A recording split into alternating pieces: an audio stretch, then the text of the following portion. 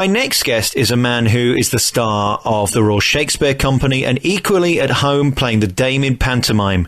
He's a man who's the star of X-Men and, of course, The Da Vinci Code. He's the one and only Sir Ian Mckellen. Last time I saw you, of course, was in pantomime. You look fabulous in a frock. Well, I'm not wearing a frock at the moment, although it being radio, perhaps I am, you know. What are you? Are you an actor, a performer, or just a personality that does everything? Well, it's an interesting question, that. Well, of those three, I'm an actor. But I'm also an Englishman. I'm also gay. I'm also born in Lancashire. I'm also a son. I'm not a father yet. I've a number of things that make up me, but what I do for a living is act. I don't like being a personality. I don't quite know what that means, but and I certainly don't like being a celebrity, and I don't think that's really a part of being an actor. But it's forced on you when you're by studios who want to buy a lot of rather cheap publicity, and they send actors out doing things that they wouldn't normally choose to do in order to advertise the product. But there we go. But you're thrilled to be here with me. Certainly am, yes. The reason I say you're a personality, there are few actors who can entertain in real life. They can be brilliant people with a script, but everybody loves to get you on their chat show because they know you'll be great value. That's very kind of you to say so, and that is something I've had to learn to do. I mean, since very early days in growing up in Lancashire, where I was a frightened little boy. I was shy. I was bullied. I was the runt, really, and not very clever, not very emotionally developed, no good at sport. The only thing I seemed to be any good at was somehow getting up on a stage where I could feel confident. Confident because I was speaking somebody else's words. I knew when I was going to walk. I knew what was coming next, and there was nothing to be frightened of. In those circumstances, I can be as brave and outlandish as the worst of them. But for the rest of life, I was still the boy, even in my teens and 20s and 30s, who really didn't like going to parties very much, and if I did, would sit in the corner and hope it would be over soon. Self-confidence is what I've had to learn as an actor, and the only way I could get to be self-confident was by acting. And I've had to teach myself to be any good at being myself, so-called. You know, if you go on the David Letterman show in the States or the Jay Leno show, these big chat shows where you are required to be funny, where you are talked to in advance and say, what funny things happened while you were making X-Men 3? And my mind goes totally blank and think, well, if you want someone to be funny, get a professional comedian. I'm not funny. All I can do is hopefully be myself, and myself is really talking rather seriously about my work, not making jokes about it, because I think it's a serious thing that I do for a living. So there we go. If I'm any good at being on these chat shows, it's sweet of you to say that I am, then it's something I've had to learn. And I rehearse, and I watch them and work out how best to do them, and so I take it rather seriously. Would you prefer not to do them if you had a choice? I certainly would, yes. So are you still as shy as you were when you were a child? Inside there's yes, I probably am. It's been the best thing about being a success as an actor is that I can now go into a room, and because quite a few people are likely to know something about me and will talk to me, I don't feel anywhere near as frightened as I used to in those circumstances. Where do you think your lack of confidence came from? What happened to make you worried about yourself? Well, it wasn't that I looked odd. I wasn't a chubby little boy, and I didn't have a funny-looking face. I think probably it was that, quite early on I realised that I was different, and my difference centred on my sexuality. And when I was growing up, to make love to anyone of your own gender was actually against the law. You could be put in prison for it. Well, there's nothing like that for inhibiting a boy's self-confidence. And, I couldn't go to a party and be myself at the risk of someone hitting me and reporting me to the police, literally. So that tends to make you quiet. And before those days, when I was coming to terms with being gay, not a word we used, queer is what we said we were, because everybody else called us queer. You don't get to talk to your parents about it, or your other people in authority in your life who you might trust, like friends of the family or people at church or Sunday school or at school. You're left rather on your own. And if you're on your own, then you're not very confident when you're not on your own. So you felt like an alien visiting a planet that you didn't really understand? I felt quite happy about what I was. It was the rest of the world that seemed to be odd, not me. It didn't feel odd to be gay. Other people kept telling me I was odd, so there was something wrong with the world. I mean, so I did at least gain that amount of self-confidence. And then when I met other gay people, mainly at university, but principally when I became an actor in the British theatre, where fortunately there were quite a lot of people who were gay, then life got relatively easy, and so it's remained since. But it was hard going, and still is hard going for a lot of people. I still take calls on phone-ins from people who are struggling with it today. Do you think that coming out business will ever be easy for people? Well, it gets easier as long as the more at ease the rest of society becomes. When you come out, you have a series of problems. You come out, you're ready to come out, you've had enough of lying, you want to be honest, you want to join the human race, and you tell somebody. And that person says, "Oh, thank you for telling me. That's how wonderful that you shared something so important to you. Thank you very, very much indeed." Now, you're not going to tell your dad, are you? This is your mother speaking. And when you tell your dad, he said, "That's fine with me, son. I love you as much as ever. I always suspected this, but look, you're not going to tell your brother and sister, are you?" And you tell your siblings, and they say, "You're not going to tell your cousins." And everyone's got a problem about somebody else. Well, congratulations to you for being such an inspiration to so many people, and maybe your strength will be passed on to them. I want to move on and talk about your choices now for films, because you were in The Da Vinci Code, which had incredible publicity about it. Lots of people had an opinion, good and bad. Do you care about the reaction to your films, and do you ever concern yourself that if you're in something that is maybe politically swayed or has religious connotations, that you could lose work in the future from it or cause offence? No. Causes offence? Oh, good Lord, everything causes offence. Someone walking towards me with a mobile phone is offensive to me. I want them to join the human race and be in the same street as I am and risk looking me in the eyes and falling in love. I don't want them in a world of their own. But yeah, I don't say there should be law against phones in public places. Oh no, you couldn't run your life on worrying whether you were causing offence. And you mustn't hurt anybody with your words. Unless it's because you feel so strongly that they believe something that you cannot countenance. You have an argument then. There's the films I make, the plays I'm in, are the films and plays that I would like to go and see. That's my first judgment. Would I like to see this film? And if the answer is yes, then I say, well, now, is this a part that I want to play? Is it going to be nicely difficult? That's usually a test for me. Am I going to find it... Is it going to make me better as a result, as an actor? Am I going to find out something about acting? If it's just repetition, I don't want to do it. But I don't worry that it might offend other people. And sometimes I'm glad to think that it might. I mean, when I was in the play, the first production ever of Martin Sherman's play Bent, which was about gay people in Dhaka, which then went round the world on stage and was later filmed, and I was also in that.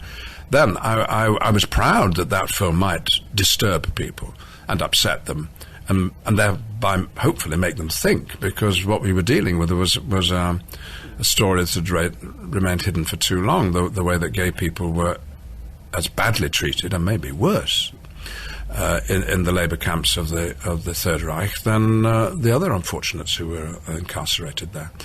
So sometimes you do want to stir it up, yeah. So provoking a reaction is far more important than not provoking a reaction.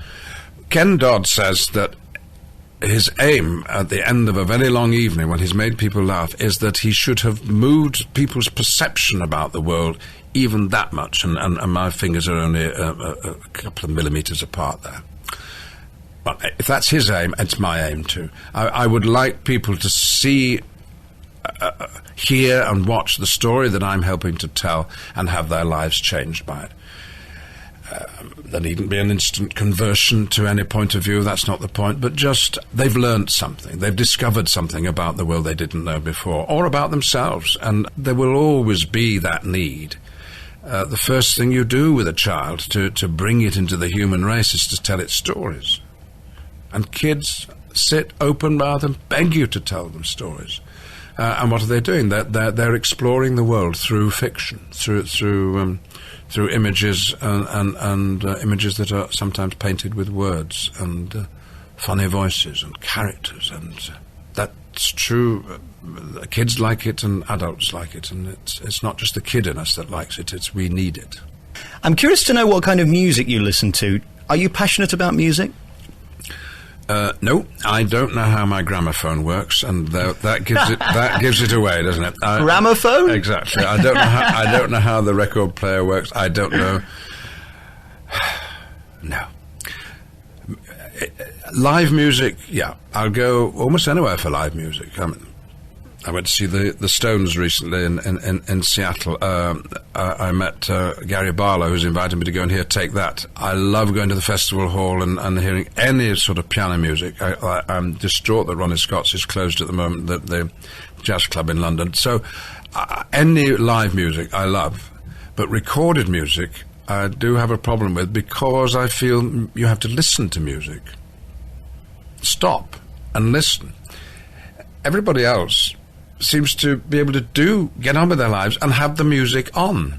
Well, I don't know how they do it. And I go into restaurants and people suddenly say, "Oh, I love this Madonna track." And what? Madonna? That's Madonna? It's just all Muzak to me. I've never developed the ear for recorded music. And so if I play music, not on 78s anymore, but I do sit down and listen to it. If I come across music I like on radio, I will listen to it, but I won't just have it on. All right, we'll leave music and go back to acting. It seems to me, you're quite unique. There aren't many British actors that make it big time in America, really, are there? Why are you so special? Steady on. Or don't tell Anthony Hopkins you've just said that to me. Or Mike Gambon, or, John Hurt. There aren't many, though, are there? There are quite a few oldies, but there are good old parts. Gandalf, 7,000 years old. That's a good part. But so somebody's got to play them. What are you going to do? To put young people in the beard, or have someone who knows what they're doing?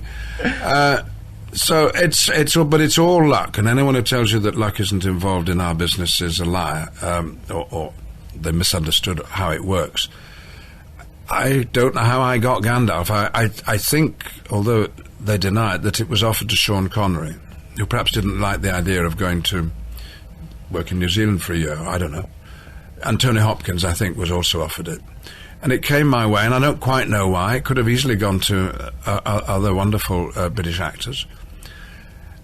But it didn't, and my life has changed absolutely as a result, because I am now known by an awful lot of people who've enjoyed those the films in the trilogy, but also known by people who employ actors that, more crucially, I'm thought to be reliable. I can still stand up and I can learn the lines, and I don't cause any fuss. Well, that's something with an actor. So I'm a well-behaved little lad, really. So, you don't cause any fuss, fall over the furniture or anything. I don't cause any fuss. and I've learned how to do the job after a number of years at it. And when I made my first big film, which was Richard III, a film that I helped to write, adapt Shakespeare's words and produce and act in and put together, I sort of joined the film industry for the first time and was taken seriously. But to prepare for that, to prepare for being in front of the camera convincingly, I was in a number of films that people thought I was crazy for doing. I played a very small part in an Arnold Schwarzenegger movie, and other movies in Hollywood, very tiny parts. I was in an odd western, playing a Yorkshire rapist in a cowboy hat. But I was doing all that to find out what it was like to be in front of the camera, so I've kept learning. But now I can do it. So if you can do it and you're my age and there are old parts, well, you're going to be considered. So there's nothing special about it.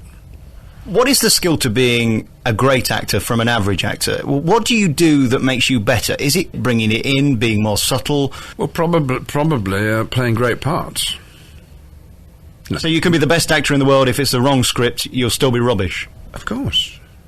And I won't give you the examples from my career, but there are plenty of them. And, come Oscar time, it's the parts that win the awards, not the actors. Well, they have to be well acted, but it's the parts.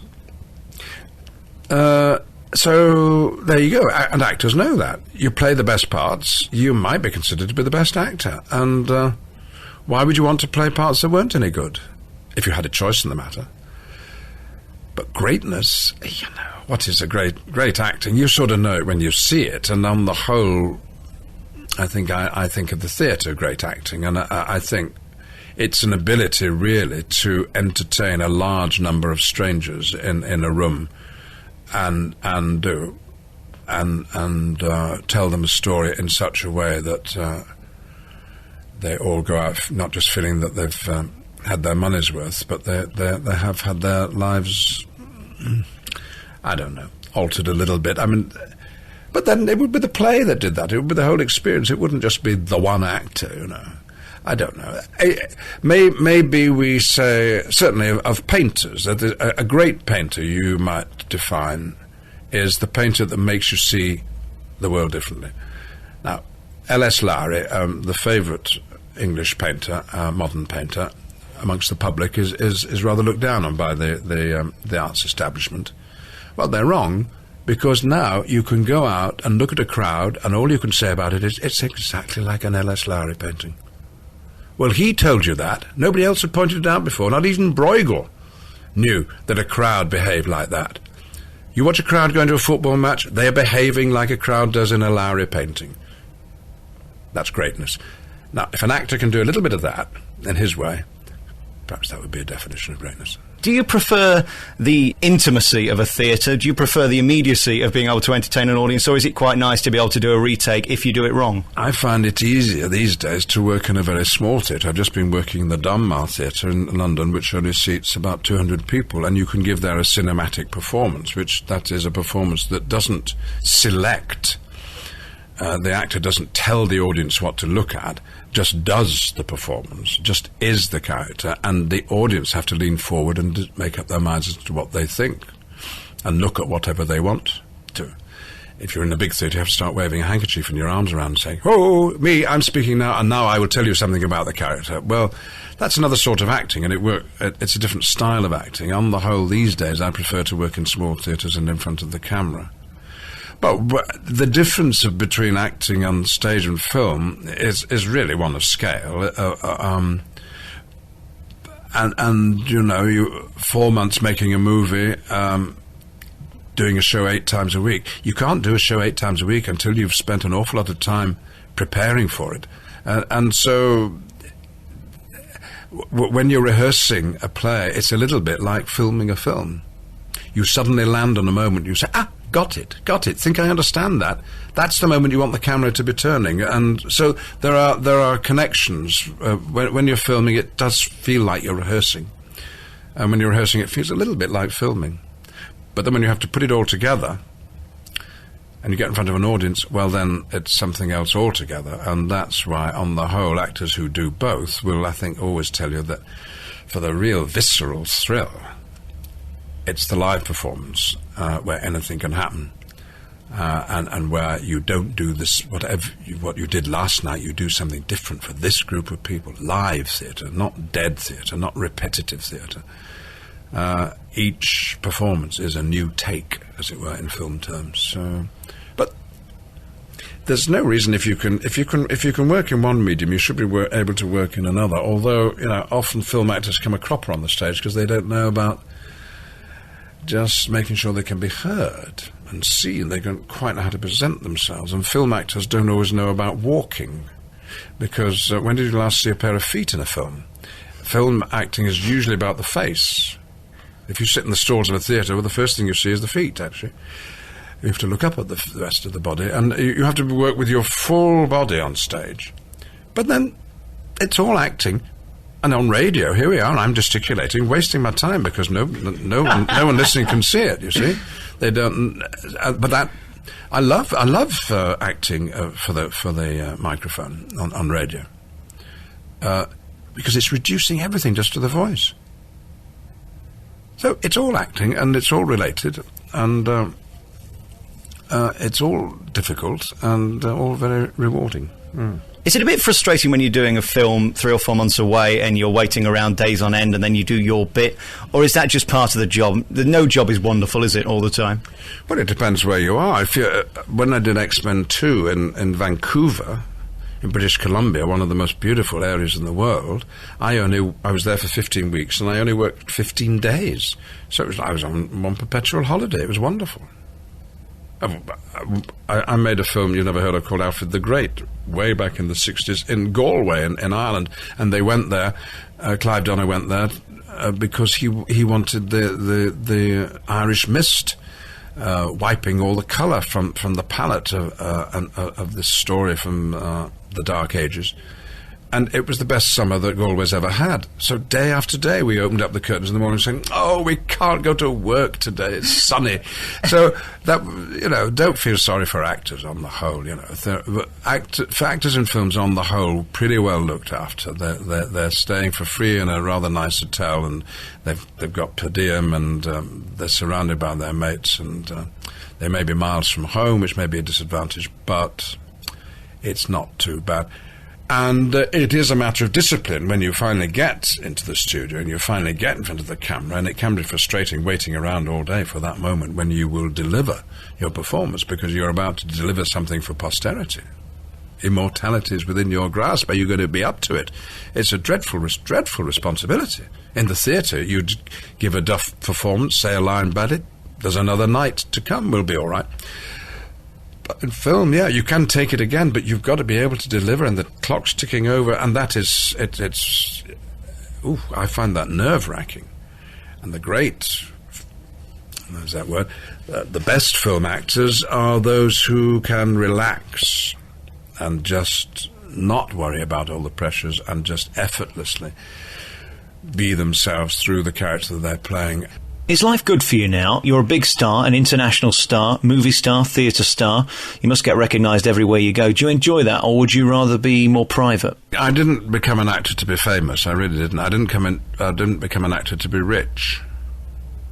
And very late in the day, I suppose, at past pensionable age, I am, compared with most people, famous and rich. So they're big bonuses, huge bonuses. I can travel first class because I can afford to. I love that. It's the one big luxury in my life. But I would hate to be such a person who had to live in a castle with a moat and security guards. That sort of film star life, it must be absolutely dreadful. And I don't think many of them can cope with it. And Hollywood is littered with the corpses of people who have not been able to cope with fame at that sort of intense level. But for me, to walk down the road and for some kid to go wide-eyed because they've just seen Gandalf in the flesh, I have to explain to them that I'm not really Gandalf, and they seem to understand that, rather as I understood when I was a kid going to see Father Christmas in the shop, that he wasn't really Father Christmas. The real Father Christmas was busy getting ready for Christmas. And I have to explain that Gandalf doesn't sign autographs. But it's very alluring that at my age, I'm doing something which entertains all the generations. That is genuinely thrilling. And I don't have children of my own, but there are an awful lot of kids in the world who think of me as their granddad or their great-granddad. Partly, and that's very, very sweet. I was in New York on September the 11th, 2000 and whatever it was, when the planes went into the Twin Towers, and the following day I walked down to Ground Zero with some friends, and the air was stinking of concrete and God knows what. It got stuck in the back of your throat, and it was as awful as you could imagine. And the streets were empty, except for little knots of social workers and police who were sitting around having a well-earned cup of tea. And as I just got to Ground Zero, there was a little group of black police from the New York Police Department, and one of them shouted out, "Hey, Magneto!" And I don't know what that story tells, but that's what my life is like now. I can be going about my business and being involved in something as devastating as that event, which has changed all our lives. And there's a man who I'll never meet again, who I didn't know I knew, who knew who I was. And that just makes me feel quite warm inside. But the real job continues of taking somebody else's words and making them believable for the audience, whether they're coming to see a film or a play. And I dare say I shall go on doing that as long as people ask me to. Well, we hope so. And the great thing about you is I don't think you've got anything to prove now. I can't imagine anything worse than being 22 and being the biggest star in the world. Yes, I agree. Absolutely. And my life and my career has all been about gaining confidence, getting rid of that shyness, being able to stand up in public. And now, you see, initially I could only stand up in public if it was on a stage and I'd got grease paint on and I was speaking somebody else's words and I was disguised. Then I learned how to be myself on stage and use myself and not be disguised, and I don't wear stage makeup anymore. But now, better still, my self-confidence is almost total, because now I can speak openly about being gay, which I found so difficult for so long. I can go into any situation and be Ian Mckellen. That's the way it should be. Let's talk about the Oscars, because that's got to be something that you never forget, that feeling of standing in front of all those people that you've watched in the movies. I can't imagine even wanting to be part of it. It's so American, ridiculous and over the top. Is it great fun or not? Well, it isn't. I would hate to have to do it every year, but it isn't given to actors to do it every year. But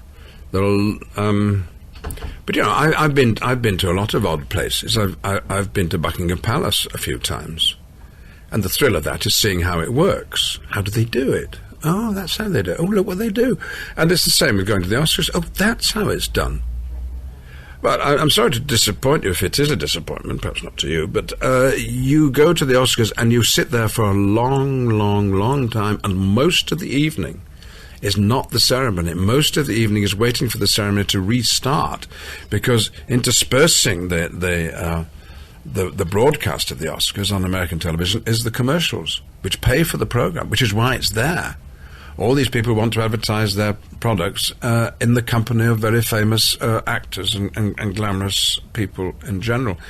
And so I'm watching how it all works and seeing people at close quarters. And most people at the Oscars are not having a very good time, unfortunately, because they're very nervous. And if they're called up on stage, they don't quite know what to do. And of course all those actors who never appear in public normally, having to make a perilous walk down some stairs from the back of the stage. You can always pick out the theatre actors. Theatre actors rather like coming down a pair of stairs. They know what it's about, but film stars, no, they're very nervous about it. So there's a lot of tension in the air and, oddly enough, a lot of boredom. And it goes on forever and ever, and really what you're waiting to do is to get to the parties afterwards. But then you can't get to the parties until you've been photographed a million times. So it's people at work, really. They're working, but it's not really what they want to do for a living, because what they do for a living is make movies. I'm giving interviews. I went to Berlin to advertise Richard III, and I gave 75 interviews in 3 days. It's ridiculous. The Alex Belfield In Conversation podcast with daisymedia.co.uk.